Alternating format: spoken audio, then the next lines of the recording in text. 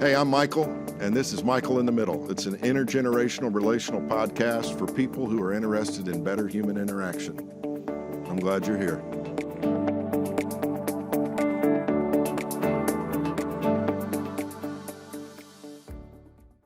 Hey, Michael in the Middle is back with a very special guest. I have my good friend Nick Hyder on the other end of the line, and you've been racking up hits for an awful long time. In fact, you started naming businesses after your hitting prowess. I know you're a baseball guy, so I guess that's where a lot of that comes from. But I am so glad that you're here, Nick, and so proud of all the things that you've been able to accomplish over these last few years. I am really happy to welcome you into Michael in the Middle. Well, brother, it's my great pleasure to be here with you today. I'm looking forward to getting into it and having a little bit of fun. And yeah, man, you know, in school when I was on campus, my first year I had a music and a baseball scholarship. I couldn't keep the music one because the baseball schedule was too rigorous. Yeah. But you can have hits in both, and that's where all that came from, right? So if you have a streak of them, that's another good thing. You know, so it's that's the profoundness of all that I do today. I love it. I love it. You have been around Nashville virtually most of your life. I know you played some pro ball for a few years. It took you away, but Nashville's always been your home plate, as it were, right? Yes, sir. Yes, sir. I was literally the studio that you came to. It's not even 5 minutes from the house that I grew up in. The only place that I ever lived until I went to college was 5 minutes from the studio, right in the heart of South Nashville. I live in Nolensville now, which was the end of the earth back then because there was nothing out here. But even then, it's 15 minutes from my original address. So yeah, I'm deep rooted here. It's home, and there's no place like home. Let me tell you. Did you always want to play baseball for a living when you were growing up? I did, and I learned. Honestly, I really learned something about myself in just in the last 6 months regarding that.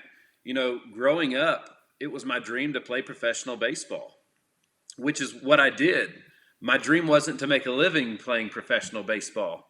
I wasn't a good dreamer. I didn't know how to set actual goals with targets. Maybe if I had have wanted to be a catcher for the New York Yankees, maybe that's as far as I would have got. But literally, I achieved everything I'd ever dreamed of, which was just to play professional ball.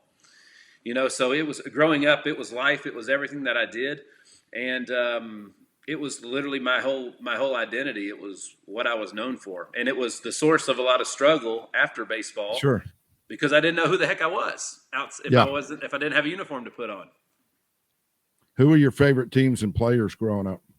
So growing up, my grandparents were big in the big Nashville Sound supporters. They even housed some of the players in the 80s. So back then, they were the farm club for the New York Yankees. So I grew up watching Don Mattingly and all those guys come up. So that's how I became a Yankees fan. And ironically, my dad don't remember this.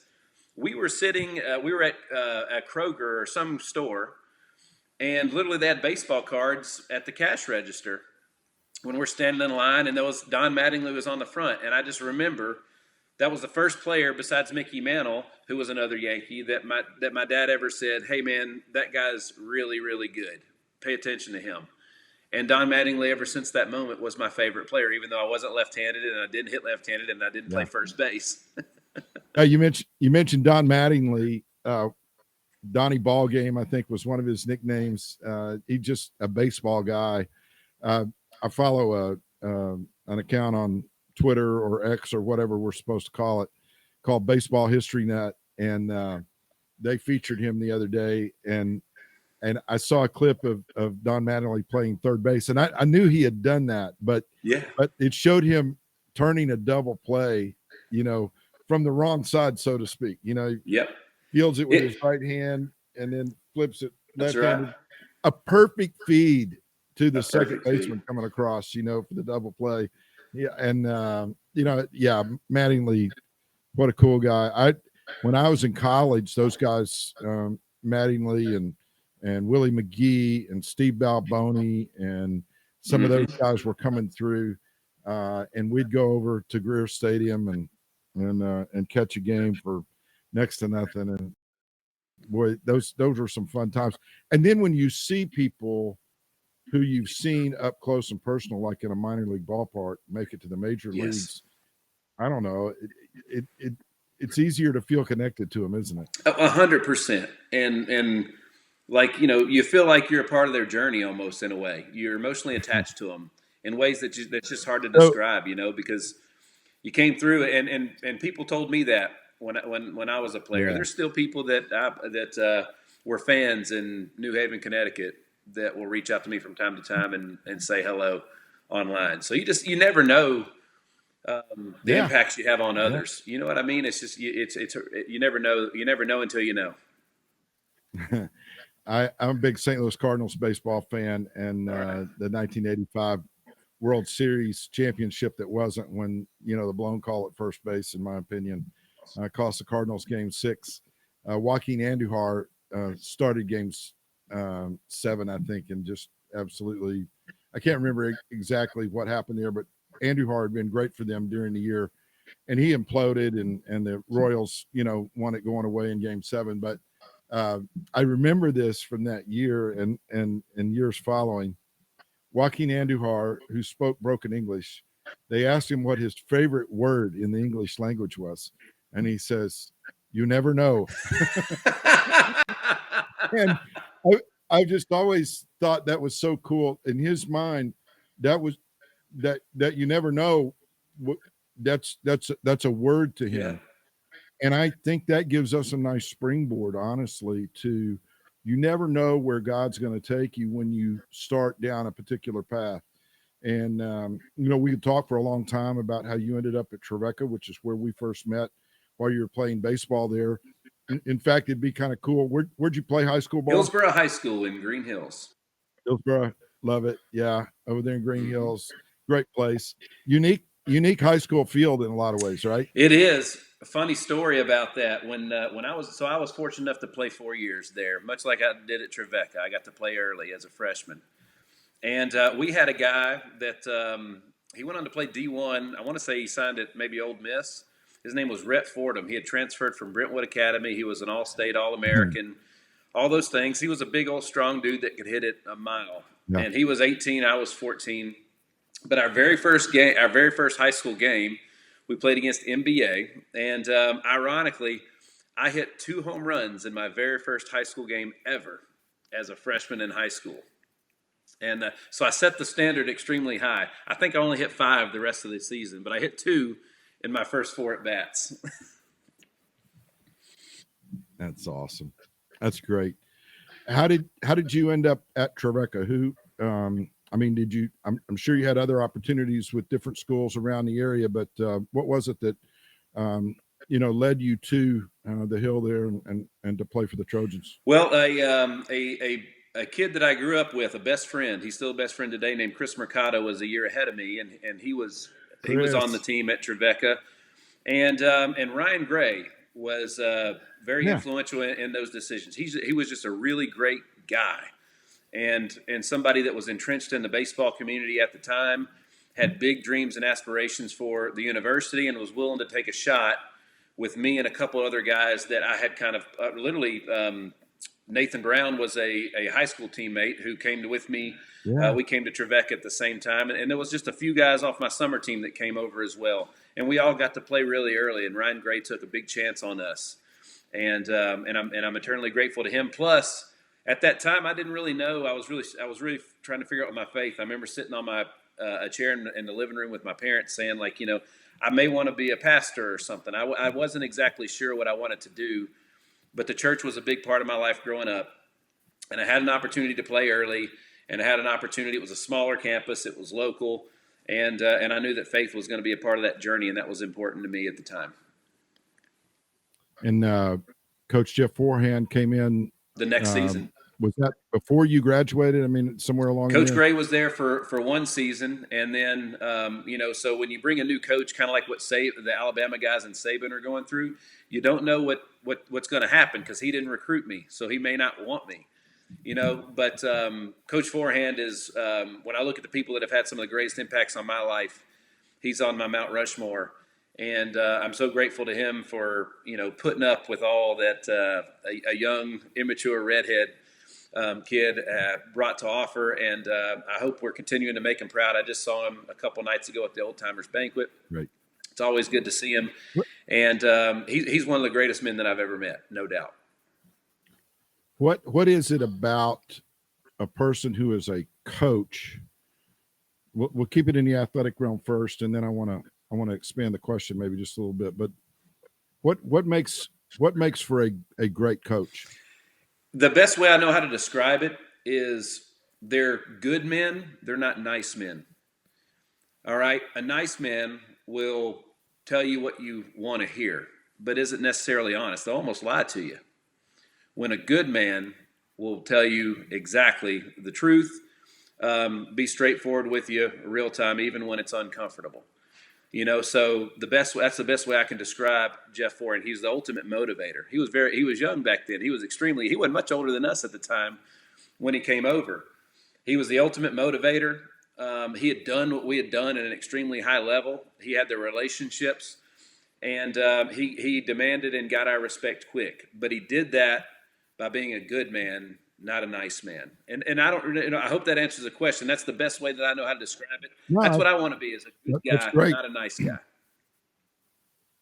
Was your dad one of your first coaches? Did he ever coach you as you were growing up? Dad started when I was 5 years old and coached me all the way through our summer league, through high school, and then coached the elite wood bat league team that we played on in the summer, where we had all these professional guys, and I think I had six teammates on that college summer team that all went to play pro ball. We were incredible, and it was a lot of fun. And Dad was the guy that put all that together. Dad is Mr. Baseball, and when it comes to baseball, he's somebody that I look up to still to this day. And even coaching my own son, I call Pop on the regular, to get advice and mentorship for my own son.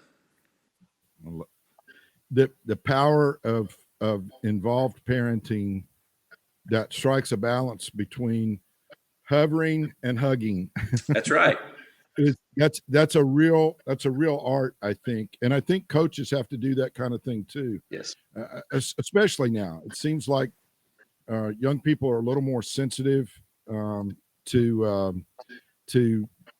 coaching and how people are going to, I don't know, speak to them and try to encourage them and different things like that. But there's a real art in athletics, and then I think you can say this now maybe about your business enterprises as well.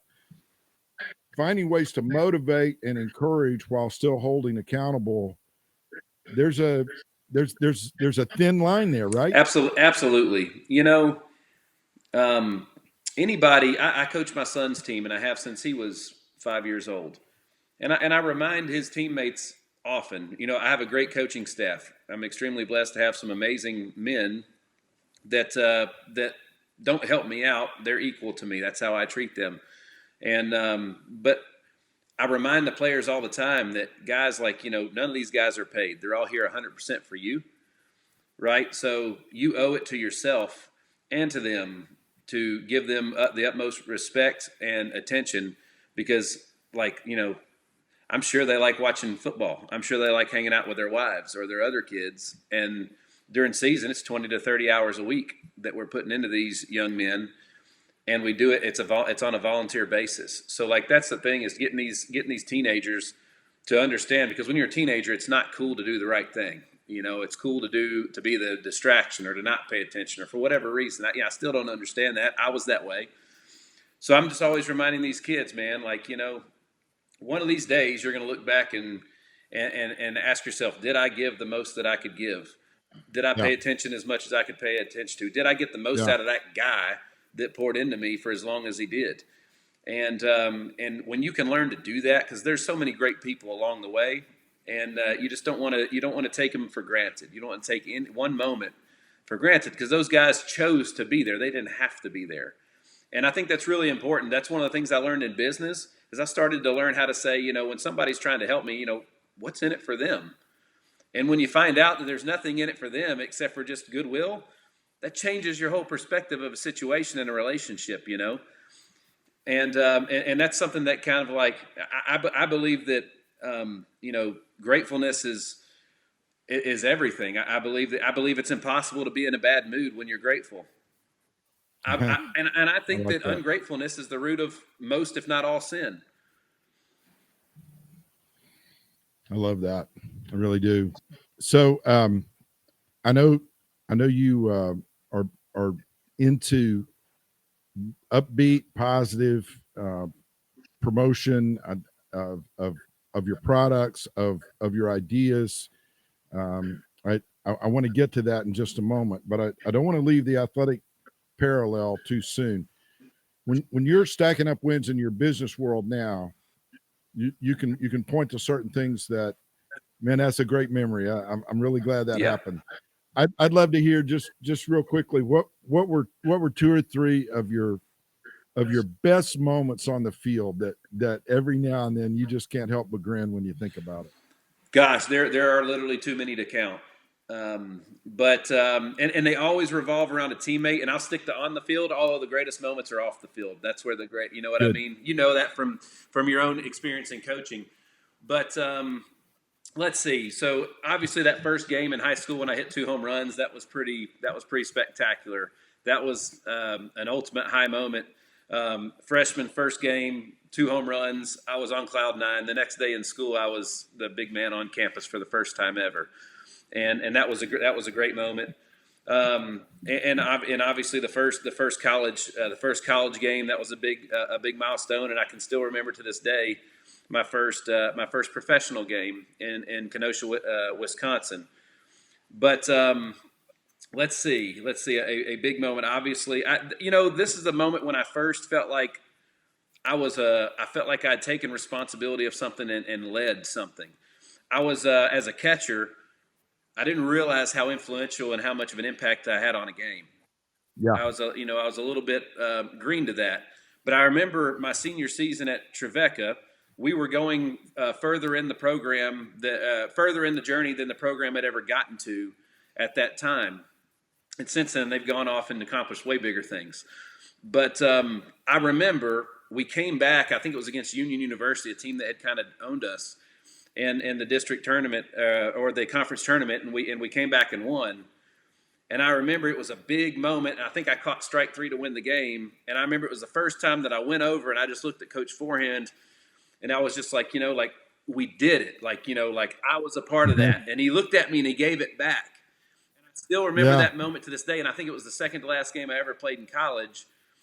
But it was like I was finally the person that I felt like I was called to be. I finally like owned the opportunity and seized that moment. And I didn't have a big effect on that game. I was, most likely, but at that moment, it felt like it was my job to get those final outs. And it was like I felt like I had done something right by my coach because I could tell how bad he wanted it. And it was easy to be the humorous guy when you lost to poke fun at it because it wasn't taking ownership of it. And like, at the end of the day, all the change and great things that I've accomplished in business or whatever, it's because I truly took ownership of what it was that I was doing. I didn't rely on somebody else to make it happen.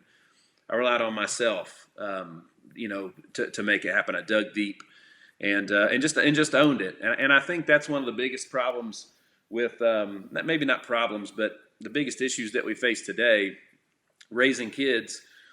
Every generation gets a little softer and softer. We do more and more and more for our kids. And I think as parents, I was raised not to protect me from falling, but to make sure I got up quickly when I did fall, because you are going to fall. And that's Mhm. something I can remember when my son fell off his bike the first time. There was a lot of blood. And my wife was freaking out a little bit. And I just looked at my son. There was blood dripping all over the pedals and everything. And before we even wiped him off, I was like, get back on the bike, because I just wanted to make sure that he wasn't scared of that bike and that he continued to get up and go. And then you know what he did when he did a little lap? I was like, hey, man, let's clean you off a little bit. He looked at me and he grinned and he told me what he had learned from that fall. The gift was in the fall. And that's such an important life lesson that, if there weren't hard times, we wouldn't know the joy that God gives us when we see it. If there wasn't dark, we wouldn't see the light. If there wasn't evil, we wouldn't know good.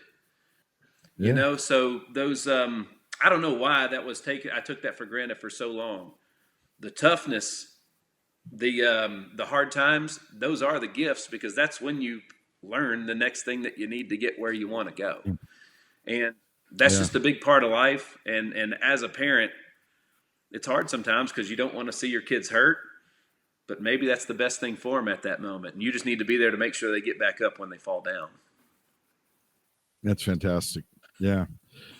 Did your insurance business get going before you met Rhiannon, or was Rhiannon a part of the process there? So my wife, I give her a lot of credit. I was raised by some amazing women. She's one of them. I met, believe it or not, I met my wife in 2002. And the first time I saw her, I still remember the first time I ever saw her. I had just never felt that way about another human being before. And I remember asking her if she would, go hang out with me for a little while, and she proceeded to try to give me one of her friends' phone numbers instead. Yeah. And I got my first date with her on New Year's Eve, 2007. So from 2002 to 2007, I was striking out left and right, and I finally got my first date in 2007, and we've been together ever since. It hasn't been a good journey. We didn't get married until 2014 for a lot of reasons. I had a lot of maturing and growing up to do. I couldn't afford to get married to her, and she was a saint for staying with me throughout the time that she did. And my son was born in 2009, and he was in our wedding, believe it or not, which is not the way I'd like to do things, and I hope he does things, Yeah. but it was the way that we did it, and it worked for us. So, but believe it or not, it was 2014 before we got married that I sought counsel and mentorship in one of my best friends. His podcast actually came out this week. His name's Pastor Roger Patton. He's out in California now. But he Good. was a guy that was a new pastor at our church, and we kind of hit it off and became quick friends. And I remember I just looked at him one day when we were just daydreaming, and I said, "Hey, man, I think my wife and I want to join the church, or my girl and I want to join the church, but I think I want to marry her that day too." And he said, "Well, what do you mean?" I was like, "Well, I don't want to tell her. I just want to put her on the spot and do it." And that's how we got married, was in front of our church family at the time. We had just recommitted our lives to the church. And he said, "Hey, I think you got something that you wanted to say." And I had pre-recorded this voiceover that they pushed play on. And it was basically like me thanking my wife or my girl for everything. We had been engaged we got engaged before my son was born. So we were engaged for like 5 years. And that was the moment that I was like, I think I'm ready to grow. I think I'm ready to grow up, I should say. And we did it right there in front of everybody. And it took us 6 months to round up the money and the resources that so many people helped us to have a reception so that our friends and family could come and celebrate with us. So we got married in October and had our reception or our party in February, where we got all dressed up and took all the photos and did the stuff you normally do at a wedding. So our story is backwards, but it's our story, and we're dang proud of it. And it worked for us, So just goes to show you, again, when you look for the good in things, you find it. The road to redemption, and I'm a sucker for redemption stories. Even if they're works of fiction, I think there's a lot of truth that can be found in finding your way to the place that you need to be, even if it takes a sort of meandering path sometimes. And I appreciate your honesty there with that whole story, and to talk about how someone who was very important to you as a friend, but also as a spiritual mentor and leader. We all need those people in our Yes. lives. And now to see, to witness firsthand when I came down to your offices to see your studios and all that you do down there, to watch the way you and Rhiannon work so well together, it's clear that you belong together. Yeah. And then that beautiful son that you have, I mean, I had no idea about that part of your story, but thank God that it has continued to grow and to blossom, and it's not just personal relationship that you're dealing with there. Look what's happened for you in terms of your business. That's right. I mean, that's pretty cool, man. Yeah. That's stacking up some wins. It is. It's for me. all of the success that we have in anything has mirrored my faith. So what I learned about myself is growing up, I almost felt like it was a weakness to to need to feed my faith. I almost felt like it was something that I had to do on my own, which was totally backwards and wrong. And the more that I call it grounding myself in faith, like the the further I can commit to that, the further I've been able to commit in everything. And here's what I'm saying. So as a player, I was always in peak physical condition. I took a lot of pride in that. I wanted people to know that I worked my butt off in the off season. As a matter of fact, I wanted people to think I outworked them. I wanted to make a statement the first day in the locker room when we took our shirts off. And so after school, or after I was done playing ball over the next 10 years, I'd gained 50 pounds, and I was unhealthy and uncomfortable and insecure.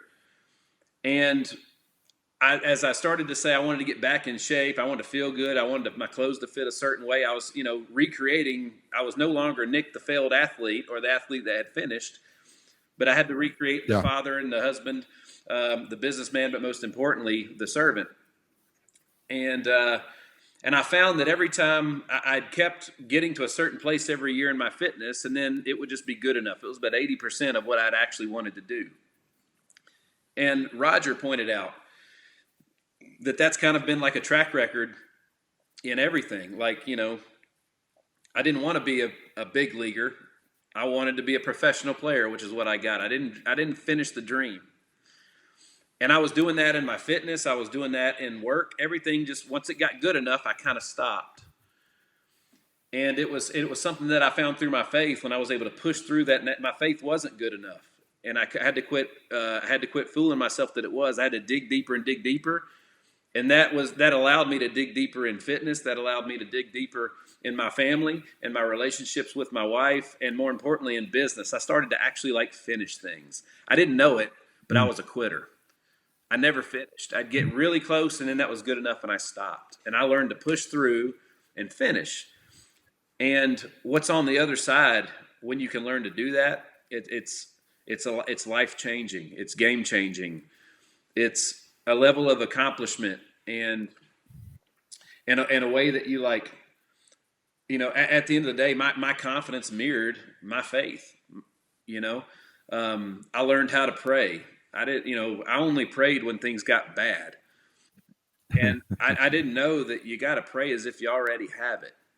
You know, Yeah. I didn't understand that. So it was a very big journey. I had been educated extremely well for after I got out of school for 17 years, 18 years, but there was an application to life that was the struggle for me.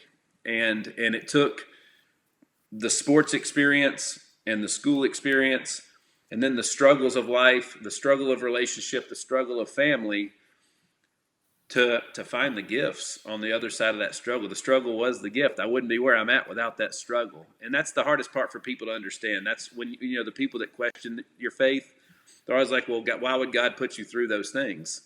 Again, you wouldn't know beauty if you hadn't seen ugly. You wouldn't know light if you hadn't seen dark. So Yeah. it's all about perspective, but finishing things, and people actually learning how to set goals and dream. And if you dream, all for me, a dream is a goal with a deadline. That's beautiful. Mm-hmm. Yeah. So, professionally, after baseball was done, you had to find a way to make a living, and you landed in the insurance business. Tell me and the folks who are listening a little bit about what all is involved in the products that you and the companies that you worked Yep. with as you got into that, because I'm excited about that, because that became a means to an end that you now have, and that's where I want to kind of Yeah. bring it home, as it were. We're between second and third base right Yep. now, but I how did you get into the business that allowed you to launch what you're really enjoying now about expanded opportunity? So the insurance space was extremely hard. Literally every single day for the better part of 3 to 4 years, I wanted to take my head and just ram it through a wall. Like, it was so frustrating. It was incredibly hard. But the beautiful thing about what that was for me is a great man named Troy McQuaig created an opportunity where people like me could figure things out and become the best versions of ourselves without any limitations. When I had nothing and I started my insurance agency, I had actually had a job offer. It was a six-figure job offer, where more money than I'd ever made by like five, and by like five times. And but I had, for whatever reason, I asked the guy that offered me the job. I knew somebody that worked there, and I said, if I outperform him, will I get paid more than him? And the answer was no. He's been here longer. And it was just like right then it was like literally like being in professional ball. No, even if I outplay him, I can't move up. So right then and there, I was like, I declined the job, much to the dismay of everybody except for my girl at the time, who I had married. And we started from scratch with nothing, and I only got paid when we solved the problem for a family or a person, Yeah. and made a commission. Yeah. But what that did is it taught me how to market, how to sell, how to persuade, how to how to make my purpose greater than my problems, how to focus on serving others, because if they win, that's how I win. That's And good. and then even further, after in 2015, we were performing at the top of in the top of the country, because my wife was a part of the company, and they actually offered me an opportunity to help others do what go through the journey I had gone through with the knowledge that I had gained, where I would pour and invest it. I would recruit first, and then pour and invest in these individuals, and then basically it was like owning a piece of their business. I would get paid based on their success. And over the next from 2016 till the end of 2022, we had launched over 150 small businesses and been a part of 9 figures worth of revenue. And that was my way of serving. I was able, like, I knew that when people came to interview with me about starting a business or an insurance agency, I knew they were broken, or else they wouldn't be there. Right. And what I started to find out is all these patterns that affected people the same way that got them to rock bottom. There was all these same patterns that led people to the same destination, and the way out, there was a lot of common threads there too. You know Yeah. what I mean? So I learned more by serving others than I ever did by serving myself. And all the That's businesses that awesome. we have today are just businesses that, like, they started out serving my agency and other people's agencies, but I couldn't find companies or people to serve us well enough. So I just started the companies to do that. And literally all the things that we own today all serve everything that we own today, right? So it's just like a circle, and everything's connected. Yeah.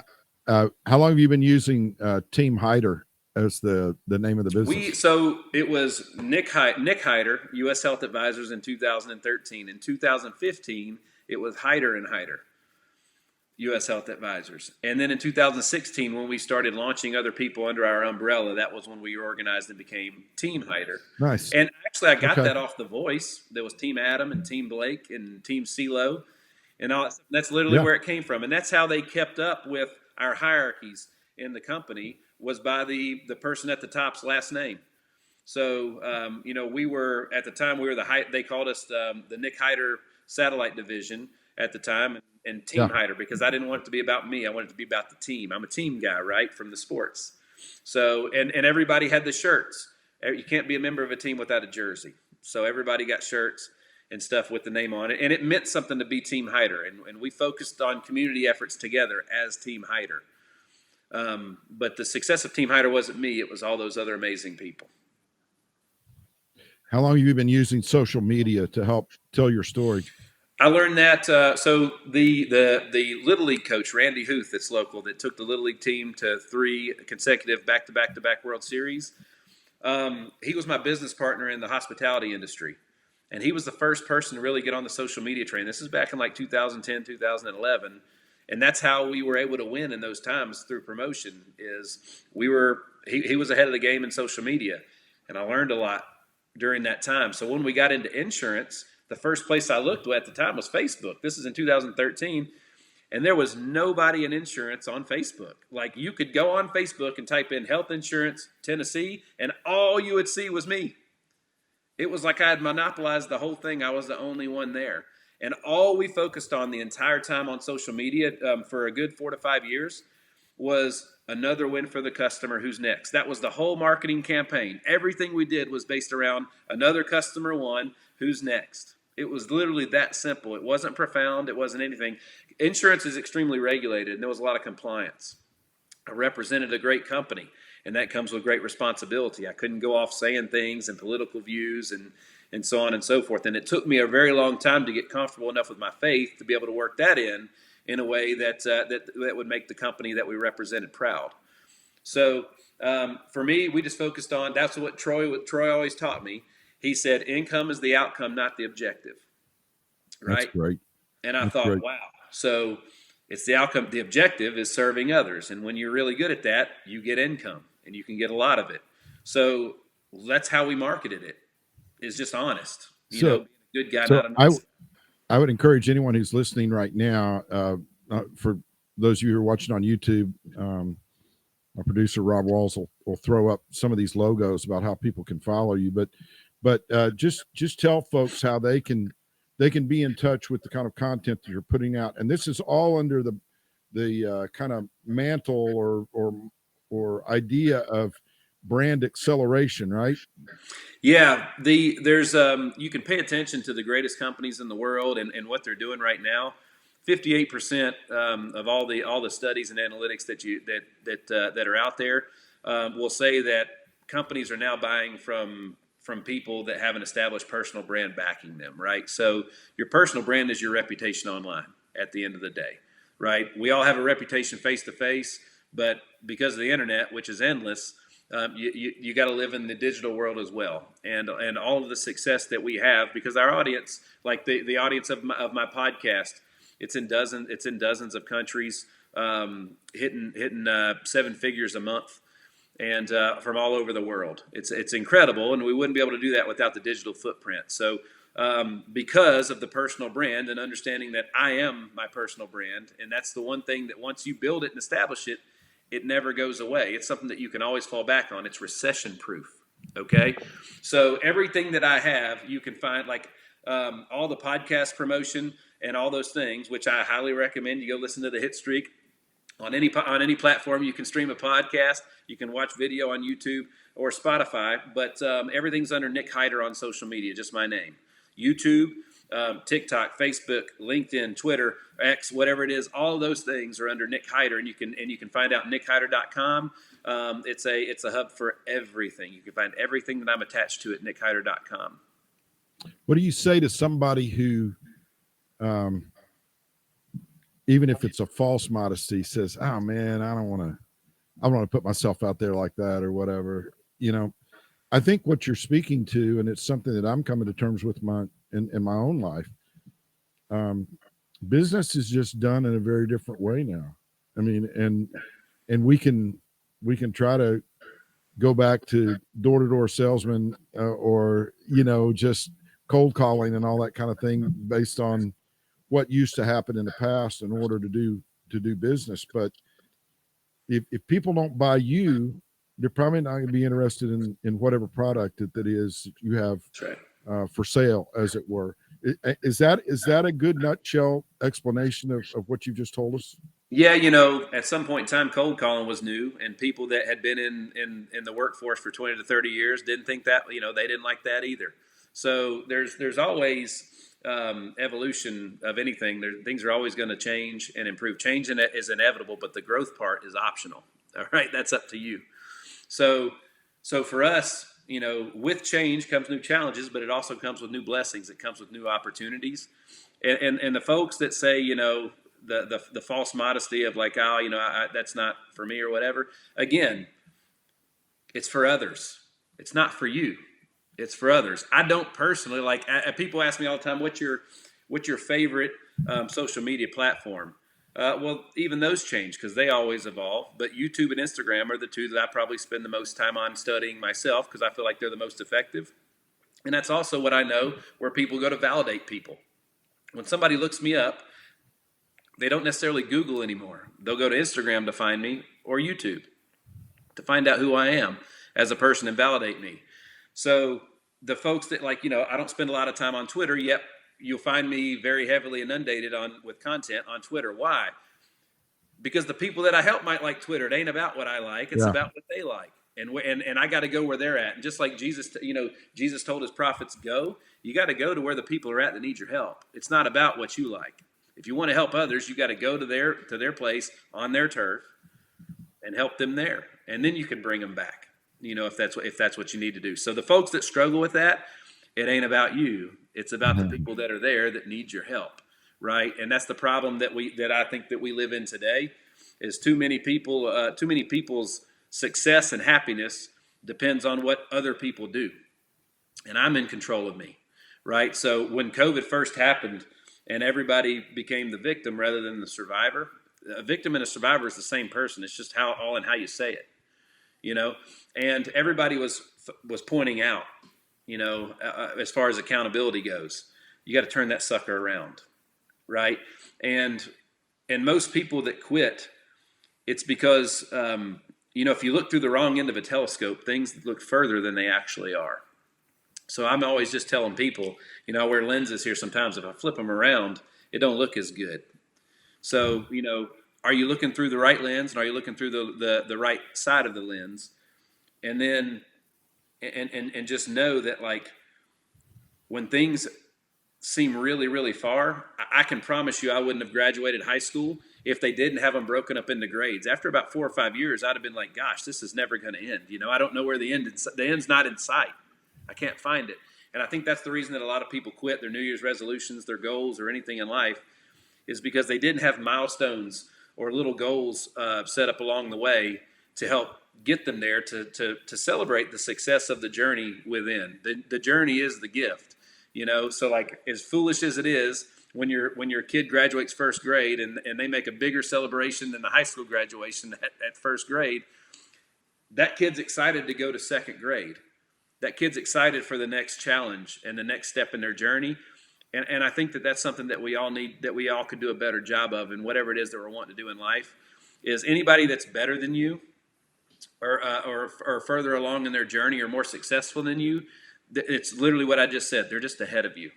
They're just further ahead. They're not better. They're just further ahead. And you have the knowledge of all the failures that they went along the way to help expedite that journey. It feels a lot like um, sliding into home plate with the winning run for a walk-off victory for the team right there, Nick. It's been a fascinating conversation. It feels like to me as I think back through all that we've talked about here today, when you told me about one of the things that meant the most to you during your baseball career was as a catcher realizing you had taken responsibility to try to help the team be successful. That's really the message you're preaching even now, trying to get people to take these opportunities that you've learned from and learn from them themselves and then put them into practice in their life or business. Not everybody is going to be comfortable in front of a camera or behind a microphone. But I do believe that everybody has been uniquely gifted by our creator to fill a place on the team that only they can fill. Yeah. And I think that's where someone like yourself is it, the message that I'm hearing is I want to help as many people as I can find their place on the team and be successful with what it is that their unique gifting provides. Is that a fair synopsis? It is. You're most uniquely positioned in life to serve the person that you used to be. Okay? God only made one of you. You're 100% unique. You're one of one. If you're not happy doing what you're doing, you're not using. I believe everybody gets at least one gift of total uniqueness that makes you who you are.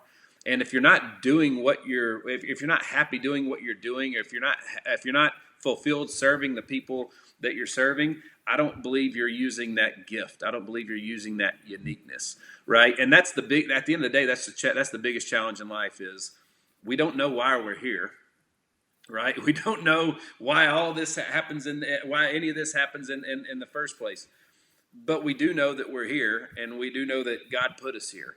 And that is the gift, is finding out what that uniqueness is and finding out why he put you here to help other people and make this a better place. And that is the journey, and that is the exciting part. You don't know what's coming next, right? But you're only going to find out what comes next if you go through what you're going through right now. And that's where the gifts are. That's where the happiness is. Fantastic. Nick Hyder, folks. You can find him on social media. Just type in Nick Hyder in the search. And I promise you it'll come up pretty quickly. You have the Hit Lab, which is your studios, Yes, right? sir. And then the Hit Streak is your podcast. It is. Hit Streak's the podcast. Hit Lab Creative Studios is the studio company and the agency. And I'm the voice of a Sirius XM radio station that you can find right now. Currently, it's in app only. It's called Y'Alternative. Y'Alternative, and it's a great station, and it goes into rotation on the numbered channels as we say on the regular. And right now it's in app only, but it's a fantastic station. And Team Hyder is the umbrella that kind of encapsulate everything, as well as the insurance agency. And then I'm the president of the executive vice president of a merchant processing. The executive vice president of a merchant processing company called Rack Processing. And so again, it's a great journey. The agency serves everything, but you can find me on Sirius XM and anywhere online. And like Waku Nanduhar once said, you never know. Just right. Keep taking that next right step, right? That's exactly right. That's awesome. Nick, been great to have you here with us. And folks, I hope you've been encouraged by this positive word. Nick's the kind of guy that if you need some encouragement, you need to tune him in. He's got a lot of content out there that has been an encouragement to me. And as you know, with Michael in the Middle, if you've been listening to us at all, that's what this is all about. It's about getting out there in the middle of doing something good for somebody else, because it not only helps them, it helps you and the whole world in the process. And I can't wait to see you next time. Thanks, Nick. It's been great to have you. Thank you.